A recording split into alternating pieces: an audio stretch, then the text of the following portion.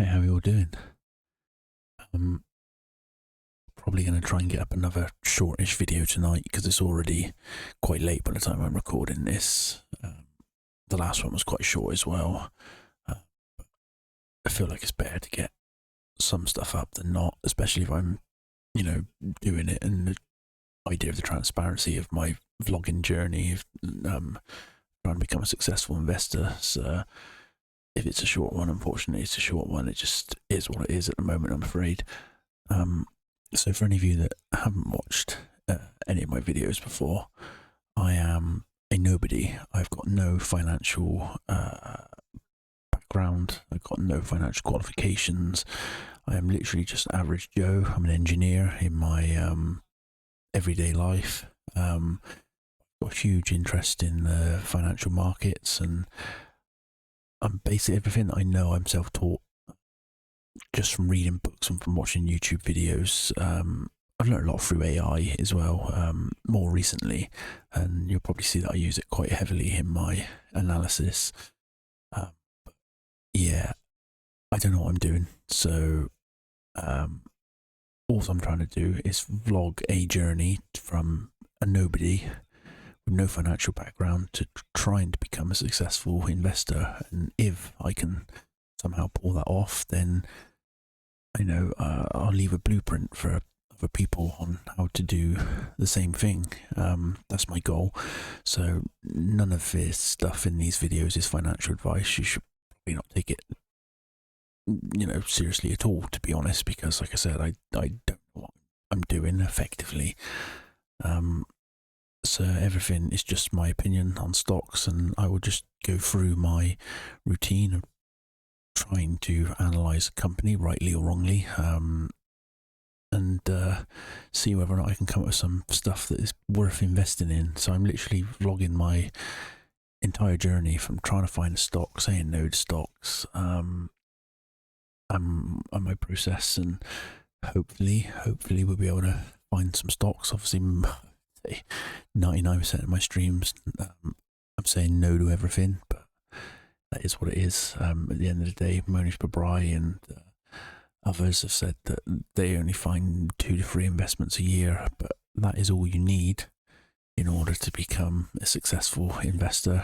I'm sure Warren Buffett, out of everything that he's ever invested in, there's only about 12 investments that have ever truly moved the needle for him. So, that's the greatest investor of all time. Not that I think I'm ever going to get close to that, but it just shows that you've got to say no an awful lot, unfortunately, and it is probably boring to watch, but most of my videos are me saying no to companies. I'm trying to streamline my approach a bit more to give myself some potential higher hit rates on trying to find some stuff, but we're literally just going to crack onto it, see how it goes. And like I said, everything here is an opinion. None of it is financial advice, because as I explained, I don't know what I'm doing. But I'm just trying to build a community, hopefully one day, of like-minded individuals that could pipe in the comment section and all that sort of thing. One day I hope to live stream this, but my life is not in a place where I can live stream at the moment, so I'm just screen recording my analysis. Like-minded people that can help me on my journey. That's what I'm trying to look for, really. All right, well, we're just going to crack into it and see how it goes. It's probably going to be a short video tonight, and I've wasted some of the short time by waffling on there, but it's just a bit of background on who I am and what I'm looking for and what I'm trying to do with this channel, really. So yeah, that's it. Let's just crack straight into it. This RMAX, we looked at that last time, didn't we? So every time I looked at something within the last quarter, I would tag it a certain color. Red is just, no, don't bother looking at it. Light blue is basically, I've looked at it within the last quarter, and dark blue is put on the watch list. Just keep an eye on this. Calm was the last one I actually looked at in the last video, I think, but I don't think I looked at this one. Now I believe this screen updates daily, so sometimes you'll end up with stuff further down here, even though I've already looked at it. just because of how the screener updates. So what to be honest, this one is probably on the limit of me maybe looking at it 7 times price to free cash flow, but I tend to use EV more. I'm more into EV than I am market cap, because obviously the debt is a very real expense. So 3.4 on EV to free cash flow would trigger my my interest, that's for sure. What I'm doing initially is just a very loose thing. So I'm looking for anything in these metrics here. This is just a very loose screen. Anything that's 0 to 10% from its 50 above its 52-week low in the last month. Net debt to EBITDA under 4. So, you know, potentially has the ability to pay off its debt within 4 years. I don't like EBITDA because obviously it doesn't have maintenance capex in it, but that's just a loose filter. And then once I get into it, I want to see a low EV to free cash flow. And then I've got another quick take spreadsheet here, which I will put UDMY into. And this will tell me what the company's return on capital is. Now, this company's return on capital is dog shit, so that's not good. Really, that is a hard no for me on that return on capital. But this is done on EBIT, and this is done on I've done the same return on capital again, but instead of using EBIT, I've used simple free cash flow at the end of it. Just because EBIT can have some one-time things in it that simple free cash flow will add back in. So it's still historically terrible by the look of it on its return on capital. And another thing about this, which I don't really like, is that it doesn't have a long enough track record. There's no little dinosaur down here though, so I don't know if that's its inception or whether or not something has changed its ticker. Let's just get the SEC thing up quickly. I mean, going by my rules, this is probably already it should be a hard pass, but just want to see. Well, we've got an amended 10K as well. Just want to see. Okay, so it doesn't look like any of the actual financial data was amended. 10K down here. I can't remember what I was saying now. I think it was just that the cash flows looked quite good, didn't they? So first thing I always do is go to the balance sheet to see what the what its strength is really, survivability strength. 230 million in cash, so just under half of the current assets are cash, which is pretty good.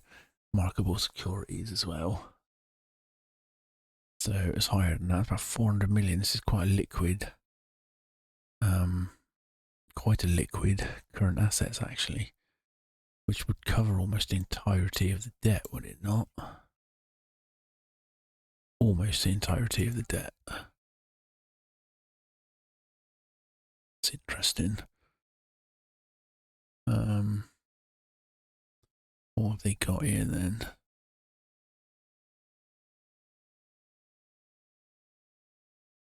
Okay, so they don't actually have any debt, it's just all liabilities, is it?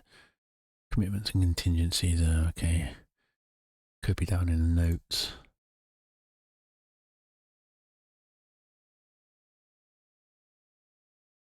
Just trying to have a look down through. There you go, debt. So it does have debt. Revolving credit facilities. Okay. 1.4 million. Got $500,000 interest expense. Is that right? Oh no. Because it's not in a. Let's have a look. Statement of operations. Interest expense. Oh, it's quite low.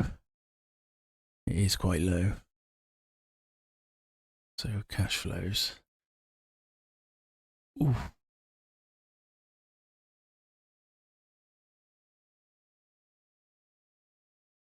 proceeds from the sale of.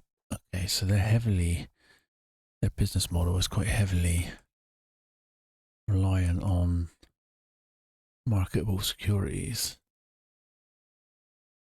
Right, I'm going to try and continue where I left off. I unfortunately had some bloody audio issues there, and I lost about 20 minutes of the video. I got quite deep into this Udemy, and the audio went wrong, so I'm going to go back through it again a few days later.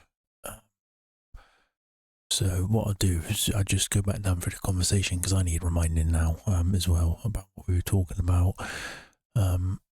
It went wrong quite late at night, and I was like, oh, I can't be bothered with this. I had a couple of days of overtime, so this is the first time I've managed to get back to it.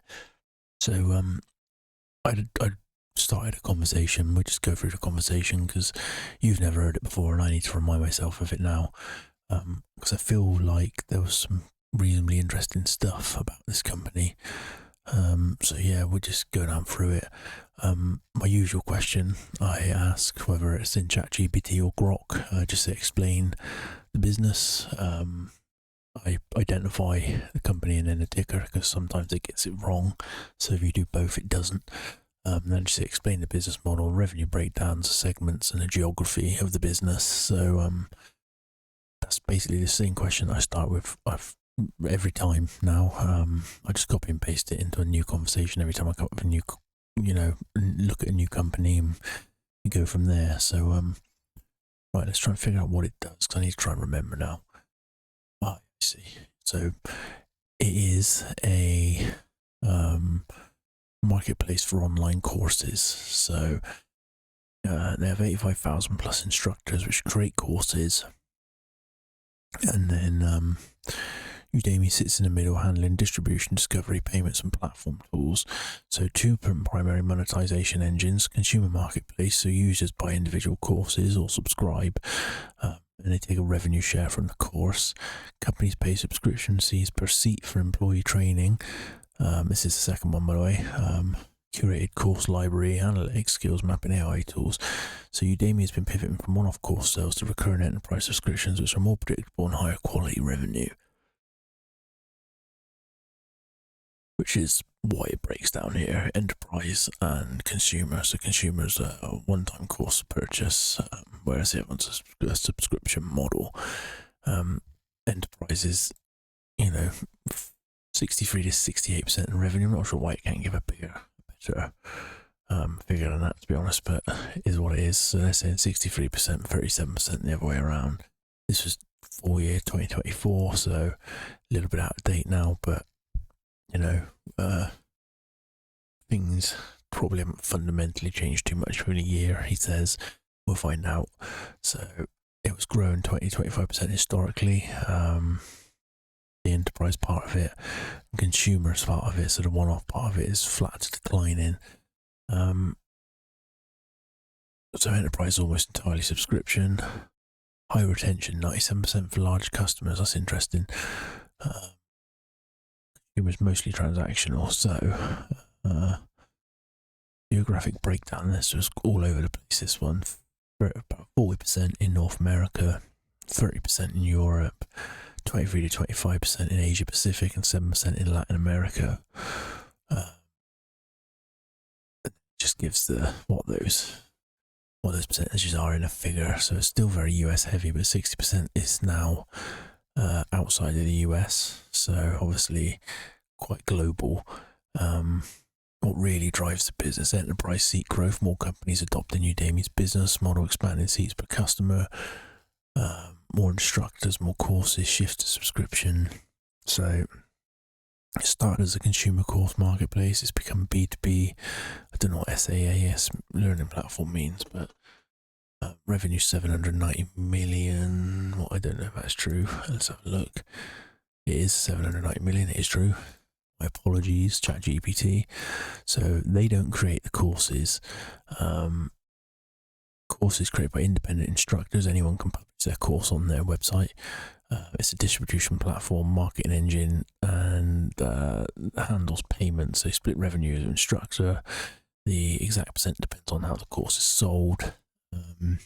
So I've got a funny feeling that if Udemy, I'm sure it actually talks about it down here.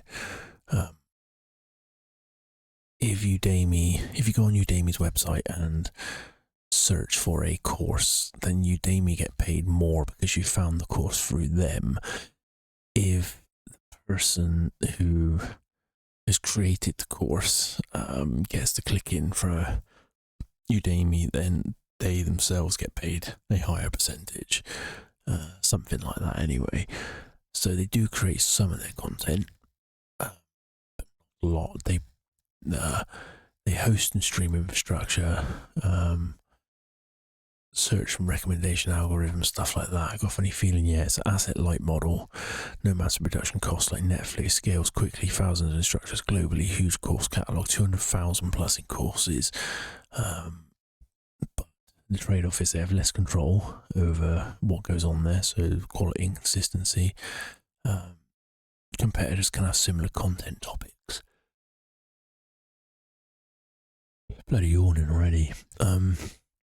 95% of the content is instructor generated. Udemy is a platform aggregator, not a studio. Their edge is scale and distribution, not content ownership. So I said, how do they determine who's brought the traffic, them or the instructor? This was the question that I was just talking about. So every instructor gets a unique referral link coupon. If a student clicks on the instructor's custom coupon link, a link for the website, Udemy attributes that sale to the instructor. If the user instead searches on Udemy, clicks Udemy ad, browsers organically on the platform, it's attributed to Udemy.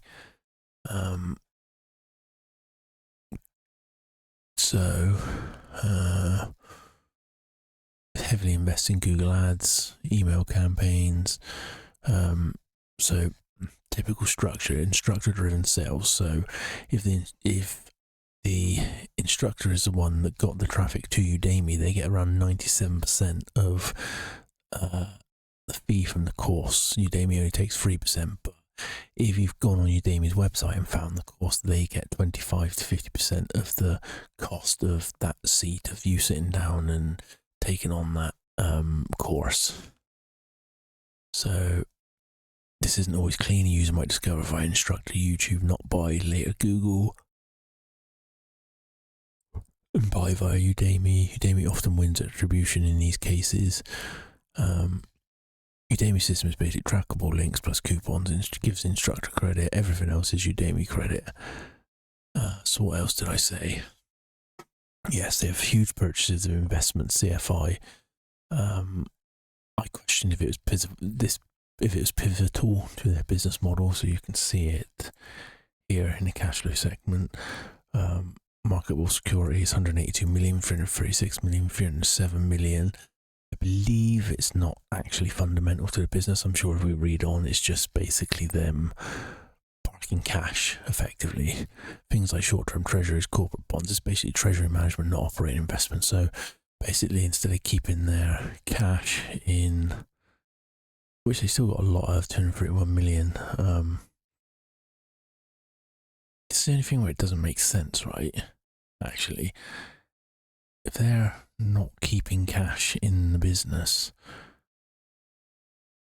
why is the cash balance so different? I'm going to have to ask that, because they're saying that they're effectively using these as a bank instead of keeping the cash, but then they're purchasing marketable securities at a higher value than what is on the balance sheet.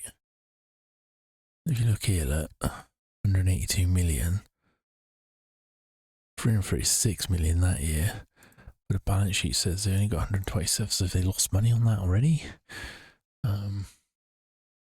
Doesn't generally look like it, does it? I mean, they have lost a little. You can't say they've lost it, though, can you? Because you don't know when they bought it. You just know that they sold it in this period. So that's an interesting, bit to get your head around. I've obviously asked another question after that, but I do want to ask that now. So they're saying that this is not capex. So I was like, well, hang on a minute. Then what is their capex? So I literally pasted it in here. Literally pasted this section into ChatGPT. I forgot what bloody AI software I was on then. ChatGPT, and said, look, show me then. Obviously, this section here is not anything to do with it, and it is just cash management. What part of it is cash flow? And I think this is where I realised that the audio had gone wrong, so I don't think I've read any of this yet.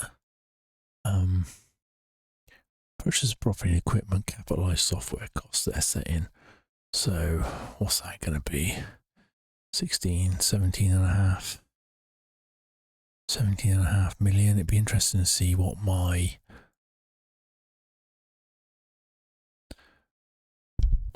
Y Sheets, just smack the microphone then, sorry, what Y Sheets uses. Purchase of investments. So it's very low, so that's not correct, is it? So my cash flow is artificially inflated, and so is theirs from this point of view.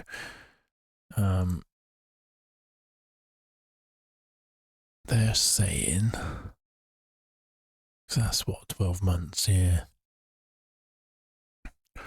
12 months, they're saying about 17.5 million. Is that what they're going to tell us? Yeah, 17.5 million. Optional if you want to include acquisitions, 19 million. Udemy, the line is actually the key investment signal, represents platform development, AI routes, capitalized software equals the real capex more than the physical asset. So I can understand that, because it is effectively, it's not like a YouTube, is it? But it is sort of, I guess. So they're saying, what's it, 17.6? So you've got, well, that's almost there, look. So you've basically got 70 million in free cash at the end of it. But my real capex, 15 to 20 million a year. What was it last year? 15, 14 there. Okay. This was highly negative this year, though. I wonder what happened there. Stock-based comp is huge. I really don't like that. 70 million in stock-based compensation. So capex is basically fucking nothing. Sorry, not capex. Free cash flow is basically nothing. What's the share count doing then? I bet it must be going up and up and up. It's not. It did for a little bit.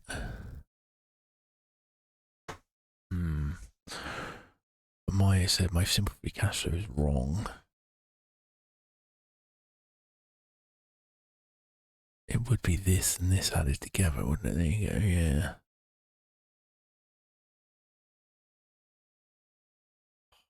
How am I going to sort this out then? Really, am I? Is the stock comp's killing it for me? It's gone from a semi-interesting company to stock comp's killing it. 70 million. That is ridiculous. Let's just ask about the marketable securities.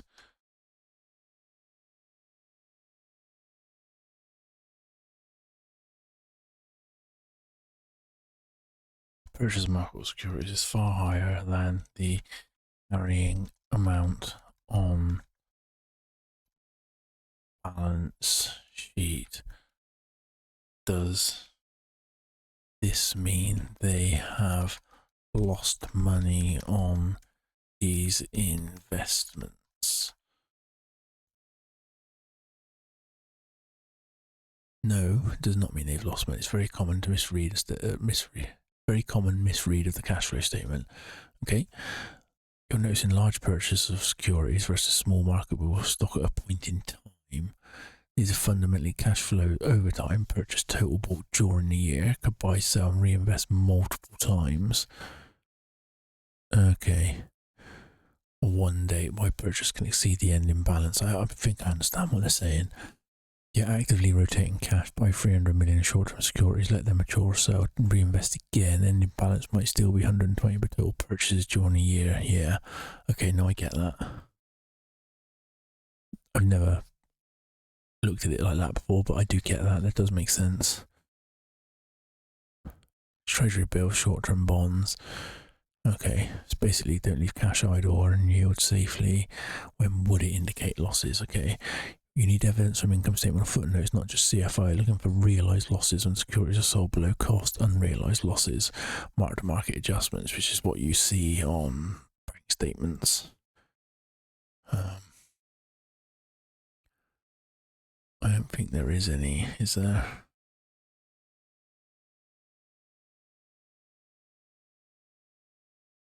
Doesn't look like it. Okay.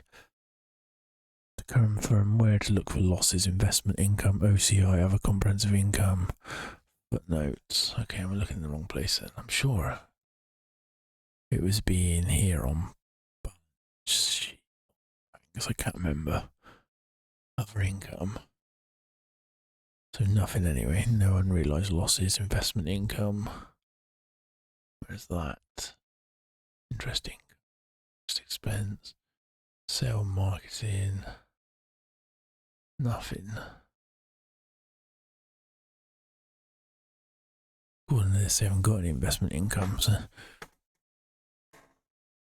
let's just see. Was it got an advert? UDMY, is anyone in it? Because the high level of stock comp has pretty much put me off, to be honest. But we'll see if anyone else is interested in it. What's going on here? Does this advert want to go or not?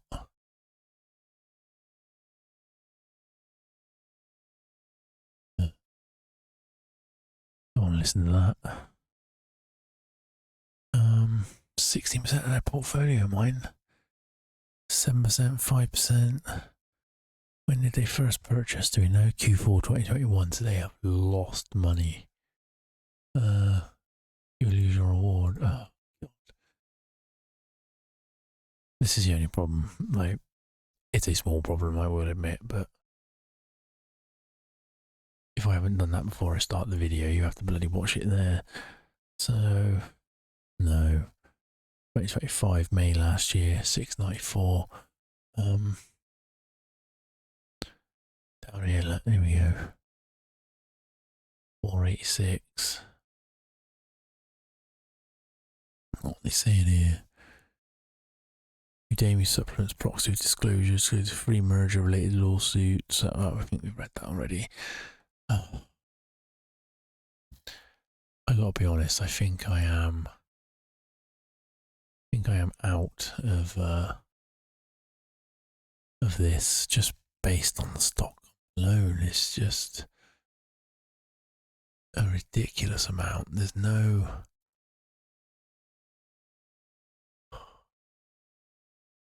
what did they buy?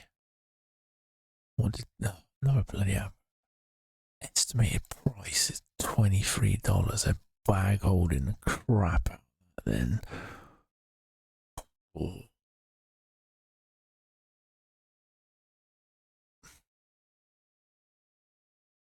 I gotta be honest, I'm not a big fan of a lot of the tech companies anyway. Packaged software, so obviously you're having a problem with software prices at the moment anyway, aren't they? If I click on this, never done it before. No, it just opens this. Software, I imagine there is actually a overriding graph for the software sector, but software's been doing really badly anyway due to the issues with private credit and AI. It's shit because they weren't paying such high stock comp. They would have reasonably good free cash flow. And what's the market cap? 118 million market cap, fucking 270 million EV because they got so much cash. So 7 times me. What was it? What have I got? Yeah. It's not there, is it? It's more like 70. Well, it isn't once you minus the bloody stock comp, but if we said 270 divided by 70, it'd literally only be 3 times bloody EV to free cash flow stock, but then the stock comp kills it.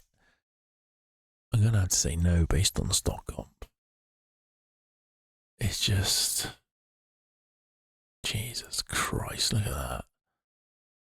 Basically everything we've earned, we're almost going to give away. Well, we are going to give it away because we've got 17 million to take away from that. And they're just relying on them not selling the stock too soon, I'm guessing. Just going to give it a blue. That's unfortunate. I spent quite a bit of time on that. And asset management company, provision investment management related services. Just moved on now, by the way, in case you haven't realised. Interested in that. What's this? UPWK. Personal services. I haven't actually noticed this before. I put the sector over here, look. Just so I could see, but it actually comes up here. If you click on it, commercial services, personal services. So it's got the sector and then the subsector, whereas only on here I've only got the sector. Online marketplace which engages in the provision of business to find, hire, and pay freelancers for short-term, long-term projects. Is that not another software type company? Look at this. Lost 50%. Very quickly as well. 50% in the last, like, what's that, 2.5 months.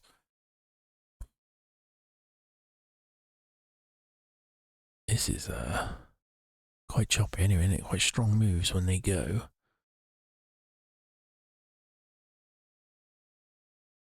Do I look at this then or not? What have we got here? Tangible book value supposedly of $3.4. EV free cash flow 4.67. Do I look at it or not? Just bang it in the quick take spreadsheet, see what the return on capital is. UPWK, wasn't it? Yeah.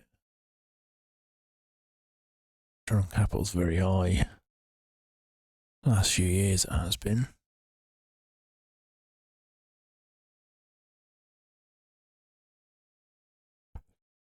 Simple free cash flow. What's the multiple? 4.5.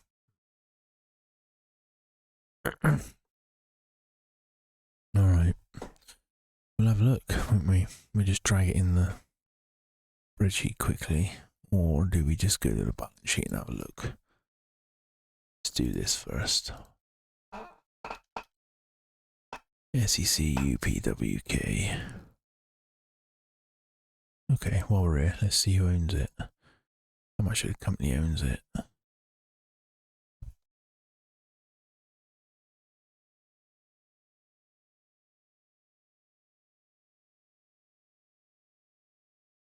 %. It's not overly high, but it's better than nothing. T Rowe Price Associates.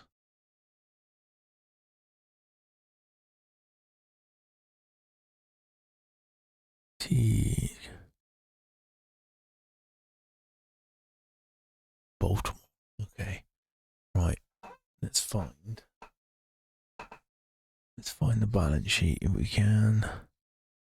Interactive data. Balance sheet.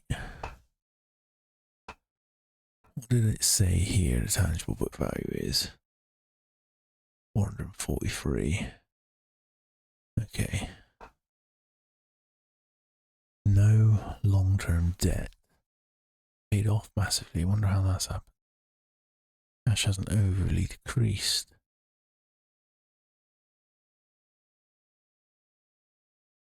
Maybe share count's gone up. I don't know. They've obviously funded that from somewhere.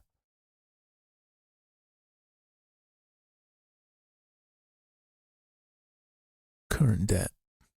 Is this what's happened? I'd imagine that's what's happened, isn't it?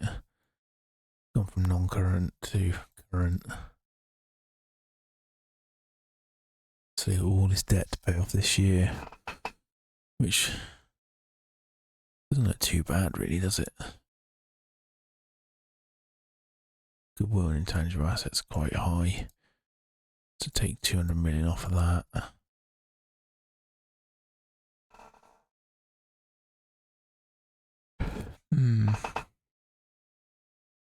Right. Another one, high marketable securities. Purchase, proceeds from sales. Acquisition of business, net of cash. It's going to be all of this, and then it purchases property, plant, and equipment. Internal use, development costs. So 85 million. 50. So 165. 165 million. What we saying the enterprise value is? Do we have it?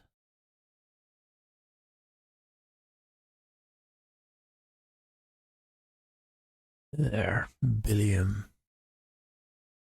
So, what was it? 165.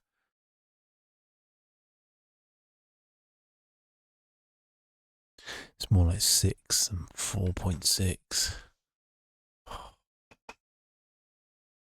A lot of these are already like too pricey for me to be remotely interested in, but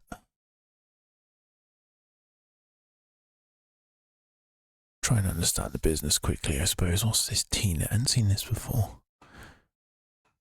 Ooh. That's quite a cut off, isn't it?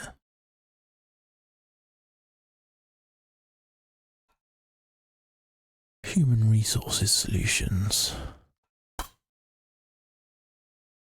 It's a bane of most people's businesses, isn't it? Human resources. Investment advisory. Just checking if there's anything new that's come in. That could be interesting. Wholesale. Did I overlook that last time? Scrapbook crafts, home decor items. Definitely missed this one. CRCT, let's have a look.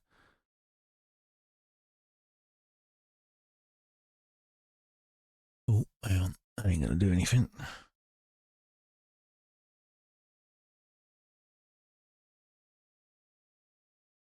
Price to tangible book, 2.64. No downside protection on that. Enterprise value. Simple free cash flow according to them of 175. Really? A return on capital of that much?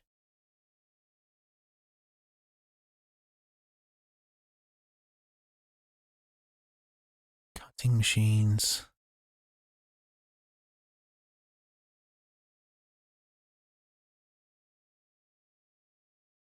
Interesting. We'll do a dive into this one then, I think. Get a balance sheet up.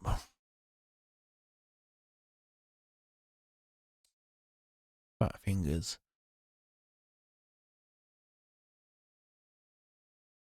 CRCT. Let's have a look what insider ownership is. That's the only thing that I wish you could have on my sheets, because I noticed that Roaring Kitty had it in his spreadsheet. I'm sure he did. Oh, it's got Class B. 7%. 20% of the Class B.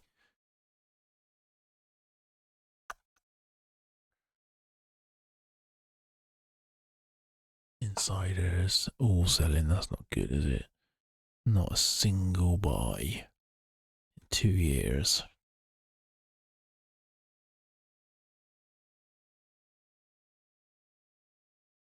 So what's wrong with this then? If the cash flow is supposedly good, why is it collapsed?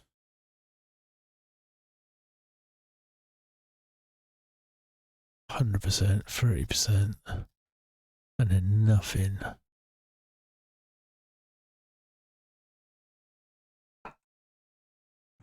So that's the questions.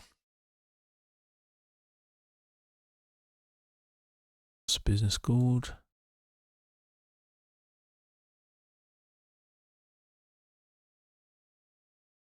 Cricut. Oh, come on. off. I'm over here. Just typing and nothing's happening. Cricut. Was it?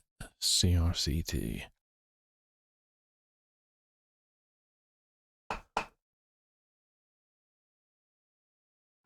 Consumer hardware software platform. There you go. Focus on DIY crafting, getting cutting machines.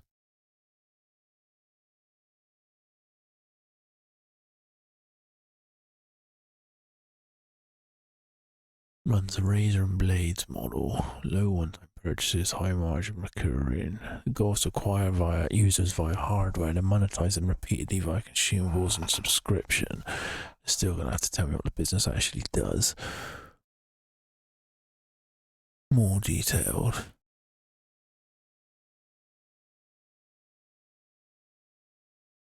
Mostly in North America. 24% international and growing.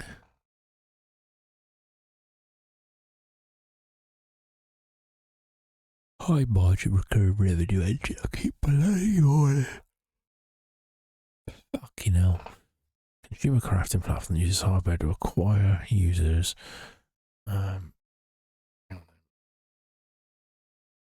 Explain in simpler terms what they do. Makes a machine that helps people design and cut things, create custom items at home. Printer, instead of printing on paper, it cuts shapes out of materials. You then use your app on your phone, pick a design or something. It's just reading a pop-up at the bottom of the screen then use it to make things like custom t-shirts, stickers. Why people buy it saves time versus cutting by hand. You make money by three main ways: sell the machine once, like buying a printer, sell materials over and over, sell a subscription. Okay, access to stuff.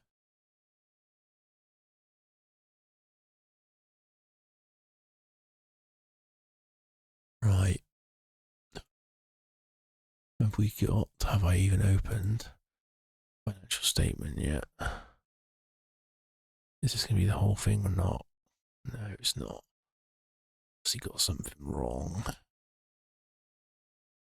Right. Sheet. 256 million in cash. 100 million in inventories. Don't know what you would get for that. 60-70%. No. Operating lease liabilities. No debt. By the look of it, no debt. Got deferred revenue, so they've obviously owe stuff. Dividends, they pay dividends, operating lease liabilities.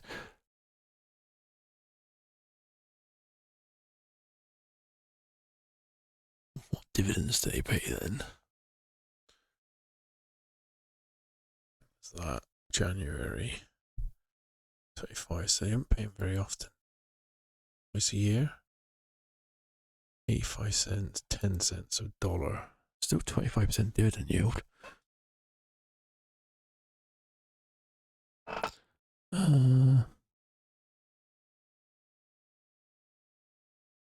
So do they not have? They do have property, plant, and equipment, 40 million worth.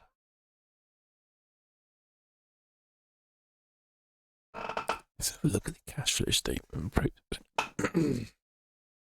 No purchase of marketable securities, so okay.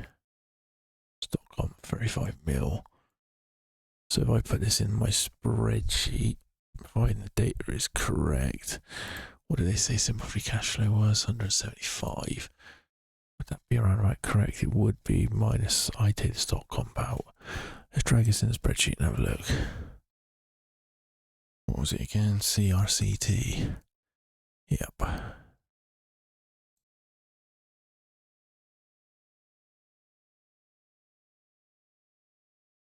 Right. Fuck that off. Still pissing me off that keeps opening on a different screen. Still haven't figured out how to stop that.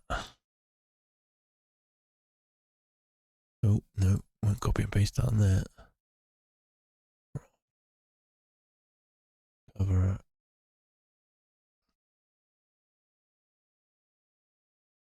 Right. value shrinking though in equity value, as is tangible book value. Gross margins have got better though, so they're getting better at cutting their costs, but their cost of sales have gone up. Or SG&A margins gone up, yeah.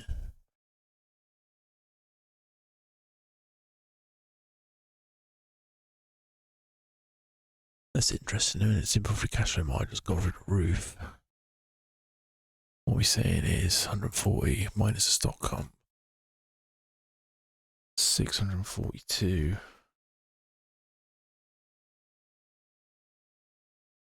It is about 4.6 times.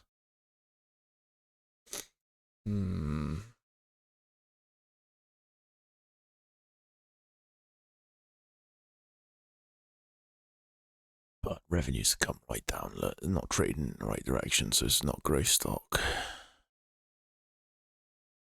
It's also not vastly undervalued, is it, in any metric?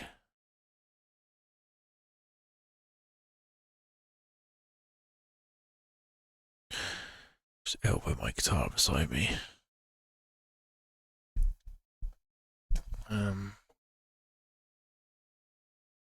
What can we say about it? The return on capital cycle is huge, but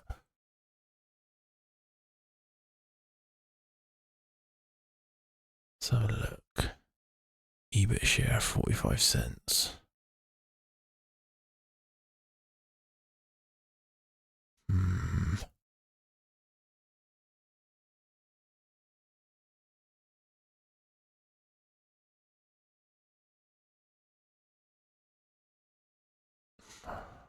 Can't really see anything here to make me think, yeah. This is a problem now. We're getting into a point on my screener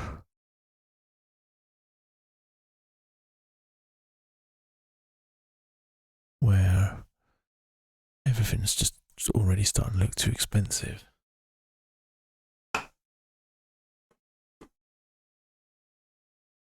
Let's just ask what the forecasts are. Revenues have declined a lot over recent years. What does the company for? I can't remember. Is that now forecast going? Is the business in decline?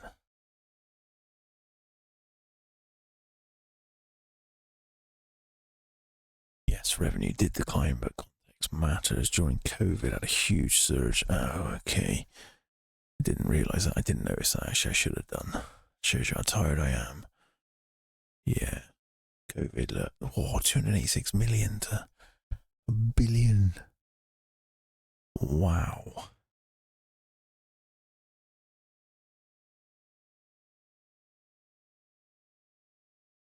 Okay, so it's sort of tailing off then to go from the sort of double what they were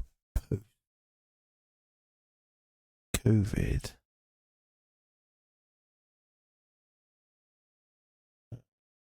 Most of the drop already happened. Now it's flattening. That's what I just said, yeah. CEO disappointed in a lack of total sales growth, but also launching new machines, pushing subscriptions, expanding internationally. He expects continued profitability, positive free cash flow. No strong, we expect high growth message. I'm not, yeah. You're a value investor, you don't tend to get anything that's high growth.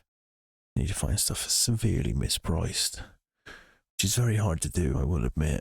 Most of my videos, probably 99% of my videos, are just looking at this sort of stuff and saying no, but in the interest of transparency, that's why I'm doing it, you know. Something is important. Profits are up, net income is up to, was that right? Net income margin? The free cash flow margin is up here. Net income margin isn't up, is it? It's up year on year, but not. From operations margin's up though.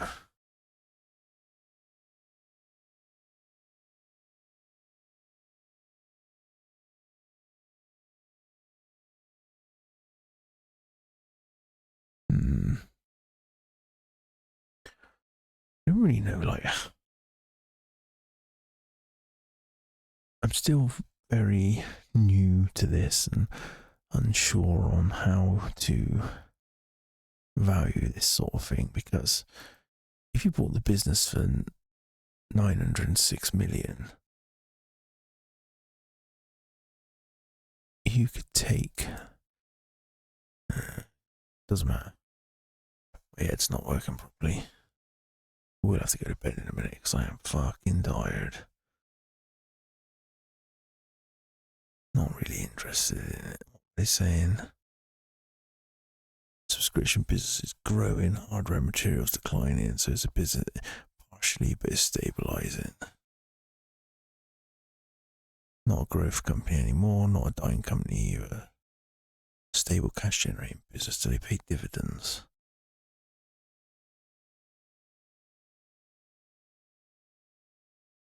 Yes. Is this the one that I had? I don't even fucking remember that. I'm definitely gonna have to call it a night in a minute.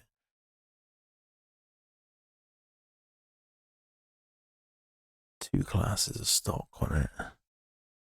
Sure it was this one.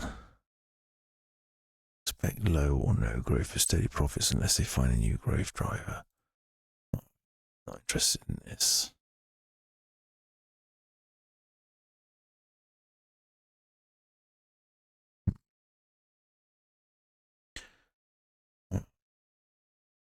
Do I call it a day here a minute? Because I think I've probably got an hour's worth on top of the other one. What's this? NSC Advisors.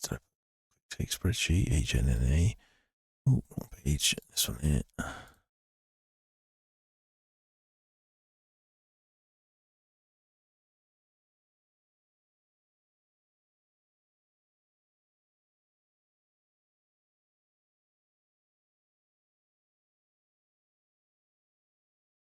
A little bit, had a bad year. 2 years, gone back up.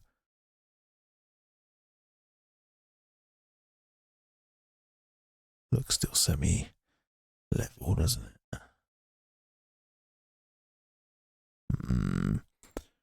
Enterprise value 47 million, so it's literally 4 times.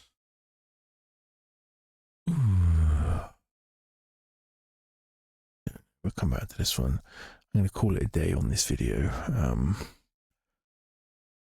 So, thank you for bearing with me. Annoying that the fucking audio went wrong, but it is what it is. As usual, don't take anything I said as anything other than an opinion, an ill-informed one at that, because I've got no qualifications or anything. Just trying to see whether or not I can successfully become an investor. So, not at the moment because I'm not finding enough stuff. It is what it is.